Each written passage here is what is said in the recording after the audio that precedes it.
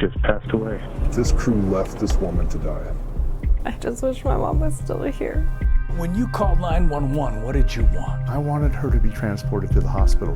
Without a shadow of a doubt, she should have been taken to the hospital. Something is missing there. If I'm hearing you right, you're looking for answers. Yeah, if only those answers could bring her back. I'm afraid that if someone doesn't come out and bring this into the light, more people will die. I think questions being asked on this definitely need to be asked.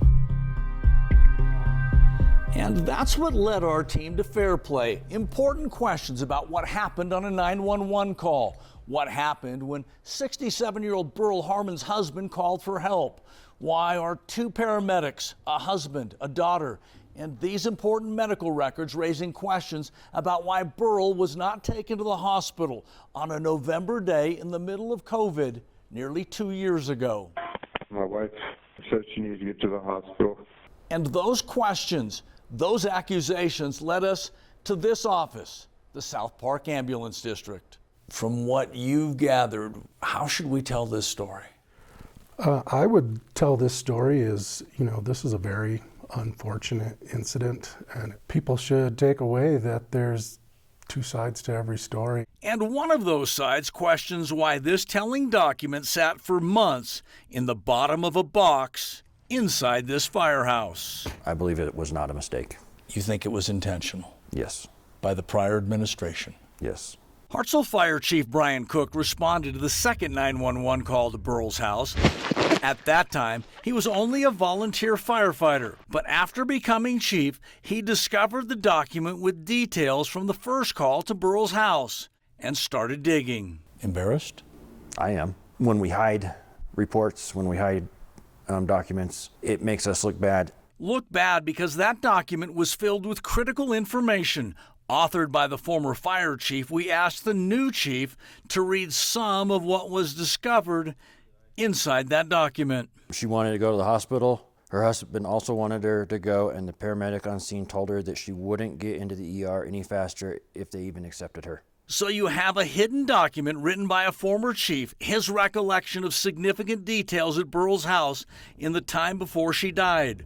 Which brings us back to the ambulance district and what the chief of paramedics calls the other side of this story. When a patient has the ability to refuse, again, that they have decision-making capacity, we're not allowed to force people to go to the hospital. And that's a critical point of contention. If the crew recognized that her oxygen levels were at 50 and 60%, and they did nothing, they walked away and left her there, they had to have known she was going to die. This patient should have been transported to the hospital. Two former South Park paramedics reached out to Denver 7 Investigates about this call and their concerns about the culture that apparently failed to identify the concerns that followed. 67-year-old female, conscious, not fully coherent. Both point to records showing Burl Harmon's oxygen level was seriously low, preventing her from making an informed decision to decline emergency care, meaning the paramedic crew should have found a way to get her to the hospital. Should the paramedic have done more? Absolutely. Based on the physical findings that are documented within this paperwork here, the paramedic, if they are doing their job, they should try and do everything in their power to convince the patient to go to the hospital. Is your conclusion that the paramedic that day did nothing wrong? Listen closely now to the chief's other side of this story. My conclusion is based on this report, he followed protocol. Did nothing wrong. Followed protocol. Our care team is en route. Was the paramedic on this call ever disciplined for what happened that day? Not that I'm aware of. And based upon what you've said to me, there's no reason to discipline, correct? I would say would not have been reason for discipline. However, there would be reason for education. Spend some time and maybe go through the call again. So in the end, a story with two sides, a family still wanting answers and accountability. It's not just a drive down to the hospital that they didn't want to take. It's our family, my only parent. And a paramedic district saying the call was handled by the book, but also perhaps admitting maybe it wasn't perfect. After reviewing the facts of this call, Are there lessons to be learned with what happened here? Yeah, I would say lessons to be learned is good documentation. Could have been handled better? Certainly. We always learn from our mistakes.